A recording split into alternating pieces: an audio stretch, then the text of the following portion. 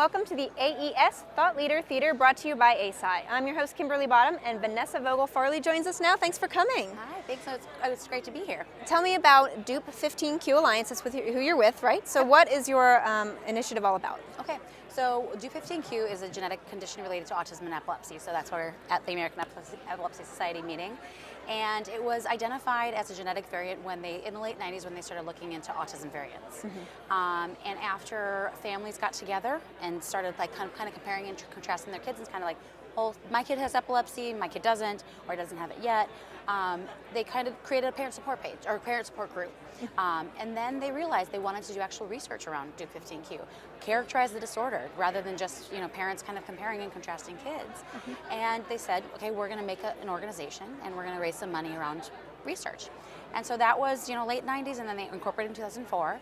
And we've really used that basis of support and grown it and to increase research and improve clinical care. So the Alliance in general, at the base is the parent support group, but we also support, most of our money and most of our research, most of our funding goes to research and better clinical care. Oh, great. So in terms of what decision makers need to know about Dupe 15Q, what do you want them to know?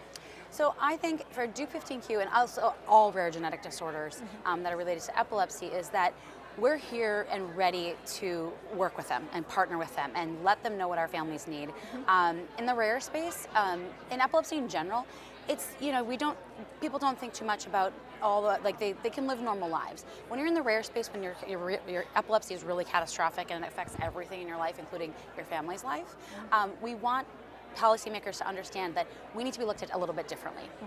There's different rules for different things, and in the rare space we need to change some rules. We need to be more flexible. The same way that our parents are flexible in supporting their kids and the patients, they need to be more flexible in the policies. So when we're talking about getting industry and drugs to market or compounds into clinical trials, those rules that kind of apply to everybody else might not in rare. There's more of a high risk, high reward situation happening with our families, and they're willing to articulate it in a way that's, it's really, it can sway your opinion, but we need to make sure that that actually changes the way that policymakers come about things. True, and I know you have some partnerships, so tell me about those and why they're important. So we partner in many different ways. One, we partner with another organization in the Angelman community because we do share overlapping genetic condition, meaning that in the same genetic region, it's deleted in Angelman syndrome, is duplicated in Dupe 15Q syndrome. So our scientists are always kind of interested, well, if you delete it, what happens if you make it more?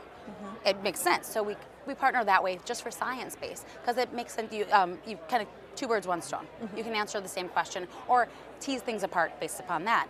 But in the epilepsy space, the Rare Epilepsy Network and the groups that support rare epilepsies, we partner together to make sure that rare voice is always at the forefront when you talk about epilepsy advocacy and interventions. A lot of people don't target the rares, but at the end of the day, if you solve rare epilepsy, you're going to solve all epilepsies.